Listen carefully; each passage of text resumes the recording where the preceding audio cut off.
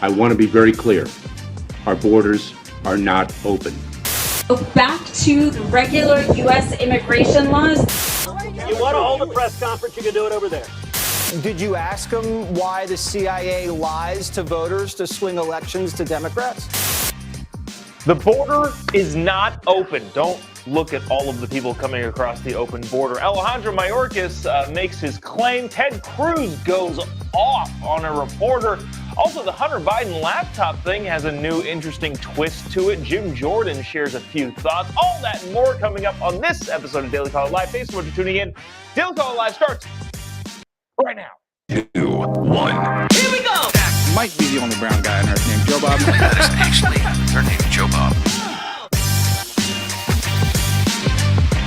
Live from the dingy bunker that's completely cut off from the outside world, except for you fine folks. My name is Jobob. This is Daily Caller Live. Thanks so much for tuning in on today. It is Friday, May 12th, the year of our Lord 2023.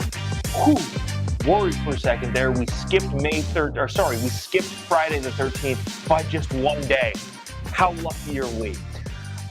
Not luckier than the people that are crossing the border now. Title 42 expired yesterday, and the border has gone nuts. That is what we're going to be talking about quite a bit.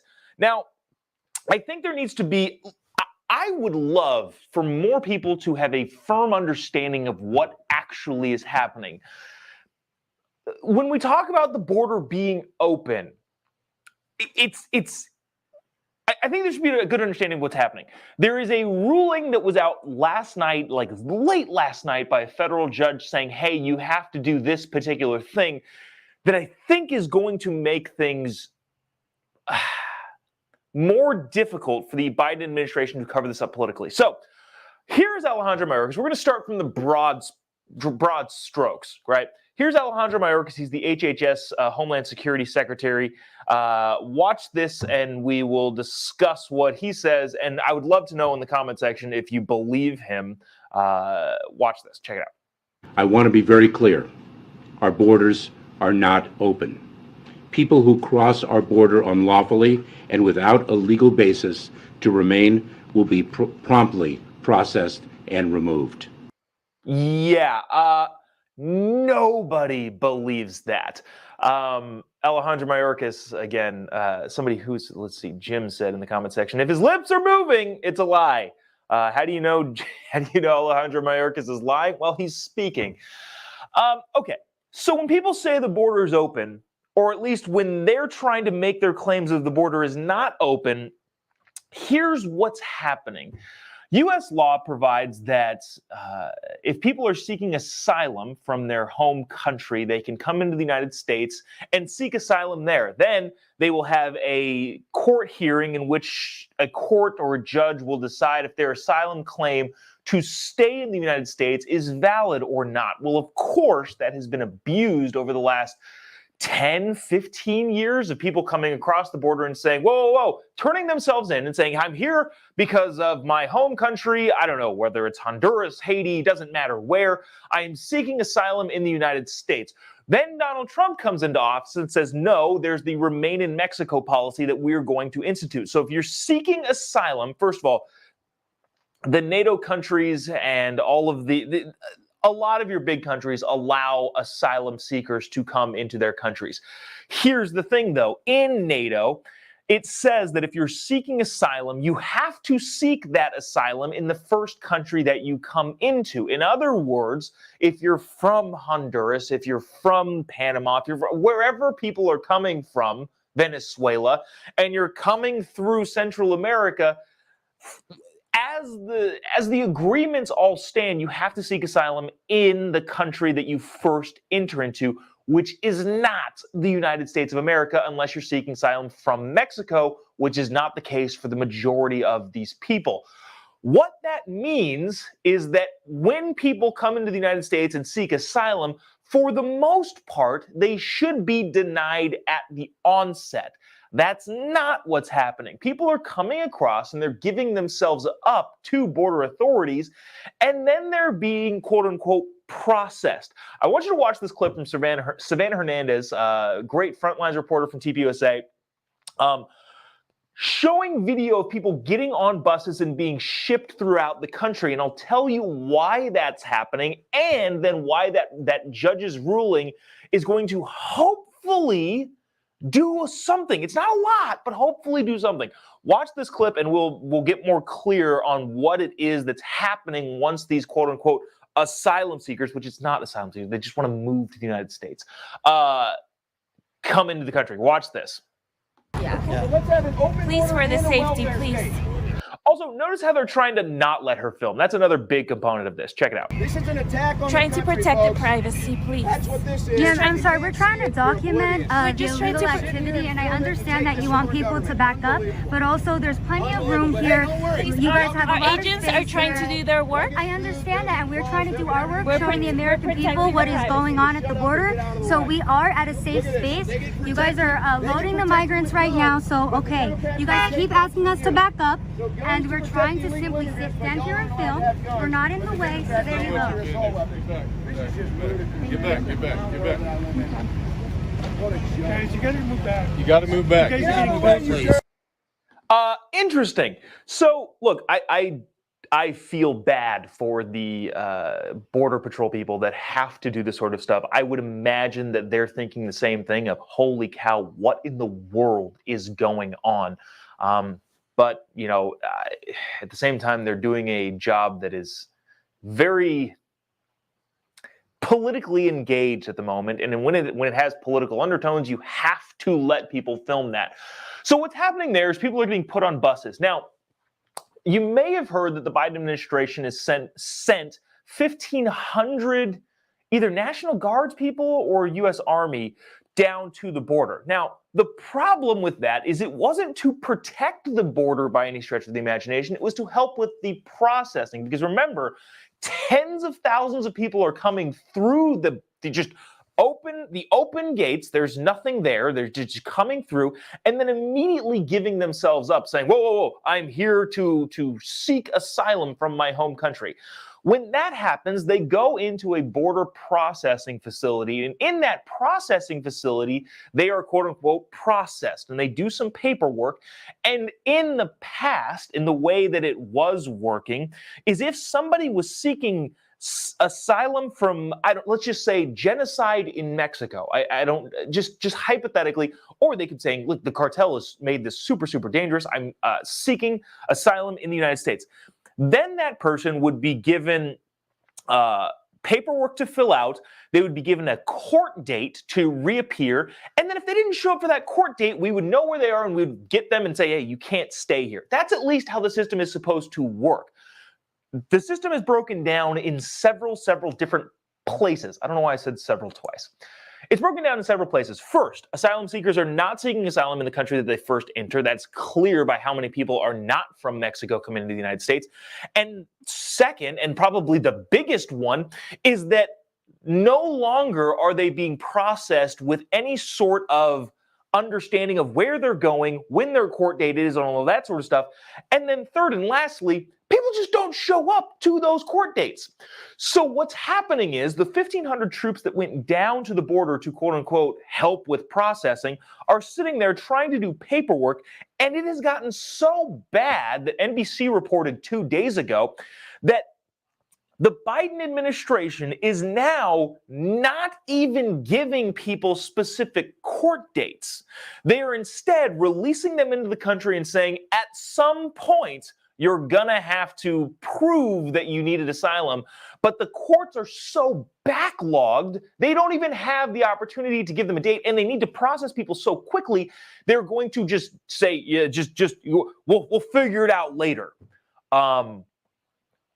That's a problem. That's a lot of the problem.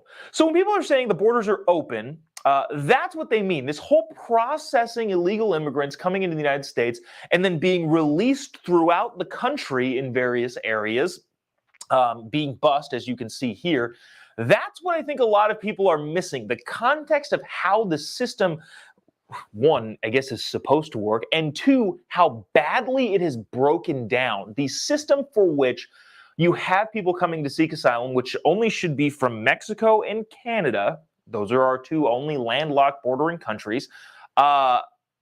I guess theoretically you can count somebody who gets here on a boat from Cuba or Haiti or the Dominican Republic. I guess in theory you could calculate, but that's not what's happening here. We're talking about Juarez and El Paso, which are not bordering the ocean. Geez, I lost my train of thought going off into all the tangents. But the bottom line here is that the process in the system has been operated so poorly and so badly that people are taking advantage of it, because that's what people do. Now, I'll say this, and maybe this is controversial, and maybe people don't like me for saying this. If I lived in Honduras, I would do anything I could to get my family to the United States. In other words, I don't blame the people coming. I don't. That's what they.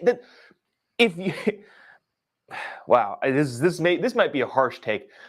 If you are a parent in a third world Central American country, you would be a bad parent to not do everything in your capability to get your kids here to the United States of America. And I would probably say I take pride in the fact that people want to come to the United States. Now, on the other hand, as the United States, as a country, you can't physically let everybody in. It's not feasibly possible, so you have to have limits. And when you have limits, you have to have rules and laws. And when those laws exist, you have to enforce them. And you can't just let people run roughshod over those laws and let anybody into the country and have chaos throughout the entirety of the country, because what's going to happen is people are going to come in, they're not going to show up for their court dates, or they didn't even get a court date, and now they just live here. Then they're going to have kids here, and then those kids, and again, I'm not saying that, I'm not blaming the criminal immigrants for this. I'm just saying that's what happens when you move to a different place. Then they have kids here. Those kids are now citizens because they were born in the United States of America, which is a thing that maybe we can discuss some other time. But now those kids are citizens, and under DACA, the Deferred Action Program or whatever, no, that wouldn't even fall under DACA. But now you're going to have parents who are here illegally with kids who are citizens of this country, and in theory, can deport the parents, but if the kid wants to stay and the kid is 8 years old or 6 years old and not able to take care of themselves, now you're in a trickier situation, which the bottom line here is freaking enforce the freaking rules. And we don't have any of these problems. So there's that. Okay, so what the Biden administration was doing was, we told you that the processing works, and then let's see, they come into the United States with a court date. Now, they never show up for that court date, but because of the huge influx of people coming through, they were trying to get rid of the whole processing part. They were trying to say, hey, here's a piece of paper. You're going to be released somewhere into the United States. Please contact us at a later date, and then we can set your court date. Thankfully, some federal judge said, you can't do that. You have to give them a court date or some semblance that you know where they are, or else what? That's crazy. So a judge in Florida, a federal judge in Florida said, no, you have to give them a date. You can't just obfuscate this pretty clear and obvious need to do some sort of processing. Here's how Alejandro Mayorkas took that information of that he had. Sir, you have to do your job. That's part of the law. This is him saying, well, I shouldn't need to have to do my job. Watch this. Your reaction to something that's happened overnight. A Florida judge blocked the emergency program known as parole with conditions, which would have allowed some migrants arriving at the U.S. southern border to enter the country for a limited amount of time while they await processing. Can you tell us what sort of impact will that decision have, and will the administration be appealing? Very harmful ruling, attacking a practice that prior administrations have used. It's not new. Yeah, that's prior administrations like the Obama administration. But let me share with you what happens. First of all, the majority of individuals will be removed when a Border Patrol facility. That's also not true. Facility is overcrowded. We screen and vet the individuals in our custody, and then we release them for them to go into immigration enforcement proceedings.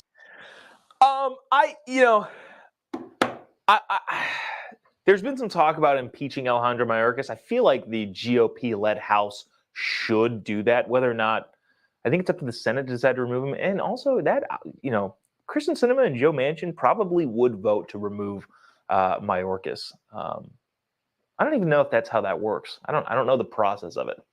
But at the same time, like, I don't know if this sounds harsh, but to say stuff like that that's just clearly not true, him to say the border is not secure, and then the alphabet networks will go, look, the border is clearly not secure. To be that egregiously wrong or lie about it that much, I feel like there should be some other sort of penalty. Like, if he gets fired, he gets all his pension stuff. Like, I'm hesitant on this, but are any sort of like criminal charges appropriate? I would say probably, right? This is a bureaucrat that works for us that is actively doing what is in our disinterest. Like, I can't say necessarily on purpose. That would be up to a jury to prove the intent behind it. Or, sorry, the prosecution. The jury would vote on the intent. But at some point, right? Like, doesn't this become criminal at some point? If there are laws and the person tasked with enforcing those laws break all the laws, I think a police officer would be held accountable for that by either, well, of course, by losing his or her job, but also probably getting prosecuted for it. That's not something uncommon that we haven't seen recently in this country. So at what point does Mayorkas do such a bad job at enforcing the laws, which again are the laws, that he's not only removed but indicted somehow? I don't know. I'm skeptical on that, and I don't necessarily think that wholeheartedly. But that's a question. That's an interesting question. I don't know. I want to move on to this because Ted Cruz went down to the border, and sometimes Ted Cruz is a soft teddy bear, and it is kind of a pushover. That's, I don't know if that's his personality, but that's just Ted Cruz. But yesterday he was in Brownsville, Texas, and went off on this reporter. I love this Ted Cruz. This particular Ted Cruz here, dude, do your thing, man. Ted goes nuts on this. I want you to watch this regarding the border and the border crisis that's currently happening on our southern border. Watch this. Oh, by the way, if you haven't already, would really, really appreciate it if you click the little like button that's down here, or the react. You can go ahead and click the angry button. That's probably appropriate for today. And the little share button, especially if you're watching on Facebook. But also we're on Rumble and YouTube and any of the platforms. Would really appreciate it if you engage in the post, comment.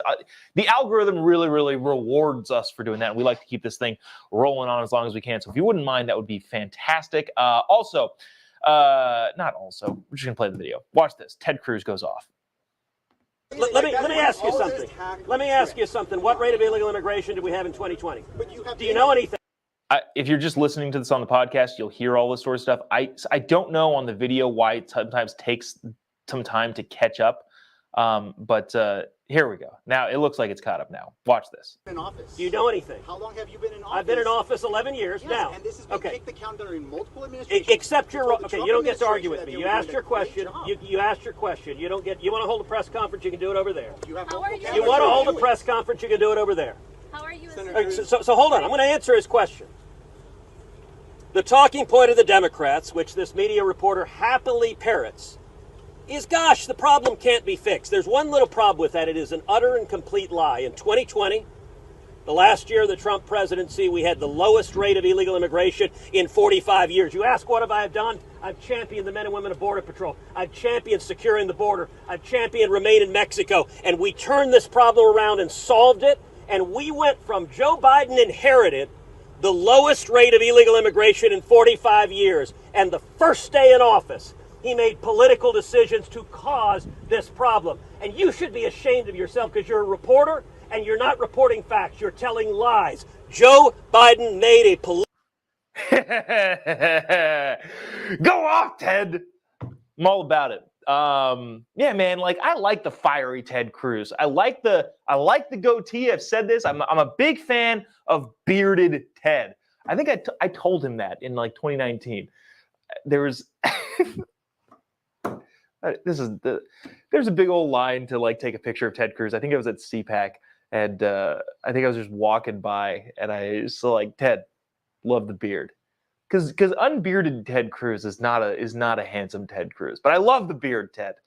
But Ted making some pretty good points there, saying, yeah, the Biden administration actively decided to have a border problem, or like for political purposes, for ineptitude, for idiocy. I don't know why, but literally, like. It's like they said, hey, we don't have a big enough issue on the southern border. Let's go ahead and create a bigger issue. So there's that. We will keep you updated on any of the border stuff that comes through. I probably should have. I was texting somebody back, but I probably should have read. There's some comments here about what Ted Cruz looks like without his beard. Some pretty mean comments. But we will update you on what's going on with the border. I would imagine you're going to get some striking images throughout the weekend of people crossing and huge swaths of humanity coming across our southern border. I think remember like 80,000 people were set to come across Mexico, says the Mexican president. So there's that. But yeah, we'll keep you updated next week as things go on, because I do need to make time for this. Gosh dang it. How do we end up, I'm about to ask a question that I know the answer to. How do we end up getting 22 minutes in, having covered just one thing? Well, because I like to talk, and there's a lot of things to cover in this one particular thing. We talk about the border. The border's out of control. Yes. What does that mean? What does the processing look like? What does the actual law look like? What's happening in the courts right now? I understand. So sorry that took so long, because I do want to get to this. I will say this in the Chiron here is actually how I actually think. I am sick of talking about Hunter Biden, and I wish we didn't have to, but there are so many interesting components to this Hunter Biden story. The laptop and the political engagement of the CIA and the election in 2020, Hunter's business dealings while Joe Biden was president, and also now, I'm not reporting this, I'm just saying there's like buzz out there. I'm going to wait to like go deep on this, maybe until Monday, because it's still kind of floating around. But there are some people that are saying that this whole Hunter Biden, Joe Biden while he was vice president thing also possibly potentially implicates Obama. I don't know. I don't know. That's just the buzz that I'm seeing. And some people, some pretty heavyweight people that I respect have said such things. So we'll leave that there for right now and get back to this. So the letter from the 51 intelligence people that probably swayed the 2020 election, saying the Hunter Biden laptop is fake. Of course, we all know it's not fake. But there was a big letter that Mike Morell, former acting head of the CIA, I believe, said, put together and said, well, this Hunter Biden laptop, it's totally Russian disinformation. Now, we've talked about on this show before how the Biden campaign was in contact with this guy, and probably, at least allegedly, it really looks bad that they were in direct contact with the people who wrote the letter and benefited directly politically from the letter coming out. I'll leave that there and let Jim Jordan explain it in a clip from, I think, an appearance with Jesse Waters. But I want you to watch this, and we will discuss on the other side. He lays it out way better than I do. So check it out. It's a little bit long, but important when it comes to government agencies colluding to effectively sway elections. Watch this. Oh, by the way, if you haven't already, last time I'll remind you, would really, really appreciate you clicking the little like button down here and the little share button over here, especially if you're watching on Facebook. Really, really appreciate you doing so. We're also on Rumble, YouTube. I don't know if we're streaming on Twitter anymore, but several of the different Facebook pages. So yeah, would really appreciate you. Just lets us keep the ball rolling. Also, let us know in the comment section what you think about any particular story, and try to get to them. Not always successful. Anyways, watch this. Jim Jordan wrecks the whole Hunter Biden laptop thing. Check it out. He said for a 4-hour interview, Jesse, and he further confirmed that this thing was all political. Understand that Tony Blinken first contacts Mike Morrell and says, oh, what do you think about this laptop issue? And then Blinken later that same day, October 17, 2020, sends Mike Morrell the USA Today article, the story. That story gets put in the very letter that John Brennan, Mike Morrell, and 49 other former Intel officials sign on to. And they, again, just didn't sign on as Mike Morrell, private citizen exercising his First Amendment rights, John Brennan, private citizen. They signed on as former acting director of the CIA, former head of the CIA. They used their title. So yeah, we expect Mr. Goldman talked about public servants. We expect public servants not to use their title to influence an election. And it was so political when it was all done. This talking point they wanted to give Joe Biden for that final debate with President Trump, it was so political. After that debate's over, the campaign calls up Mr. Morrell, thanks him for it. He gets an attaboy from Steve Ricchetti, chairman of the Biden campaign. Sure. So it just further confirmed all that. So, Congressman, did you ask him why the CIA lies to voters to swing elections to Democrats?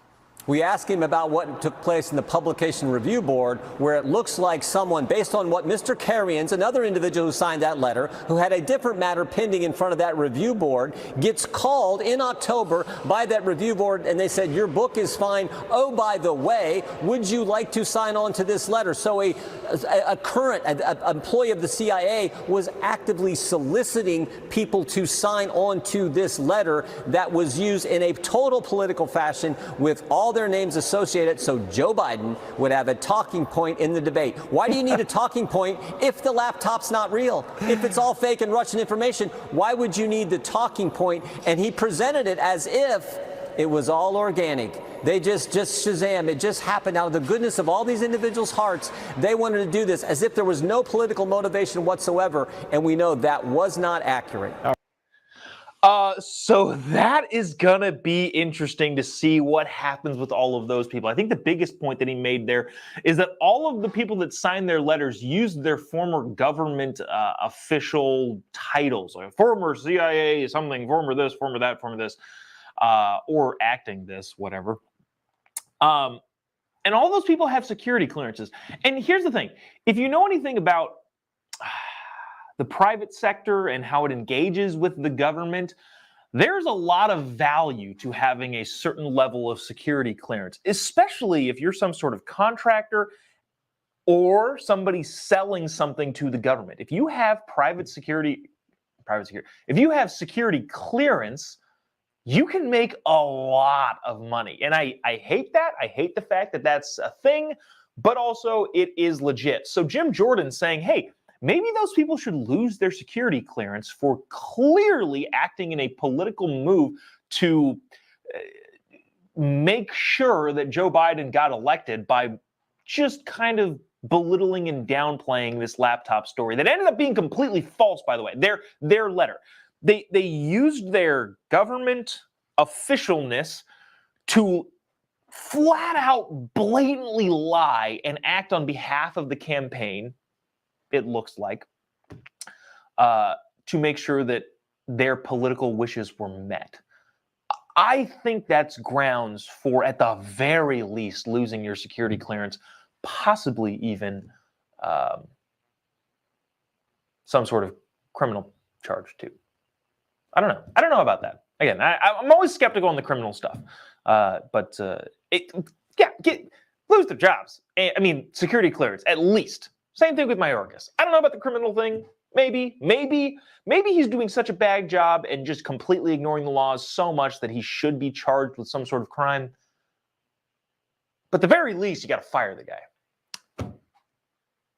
So there's that. That'll do it for us today. Leading on to this weekend, there's an Oregon story here that maybe we'll bring later on because the legislation just got pulled, so it's less compelling and exciting. But really appreciate you sticking around, tuning in. If you haven't already, would appreciate you clicking on the like button and the little share button. Also, if you haven't already, would appreciate a follow on any of your social media platforms. Just type in JOBOB. You'll be able to find me pretty much anywhere. Anything coming up that I need to tell you about? I don't think so. Not traveling nearly as much, thankfully, this month and the next month. So that's always good. But anyways, appreciate you sticking around, tuning in. Yeah, just type in JOBOB. You'll be able to find me. Let's see. That'll do it for us today. Have a great weekend. Mother's Day is this weekend. Happy Mother's Day, especially to my mom. Happy Mother's Day, Mom. Yeah, I don't know. Have a great Friday, great weekend. See you on Monday. God bless America.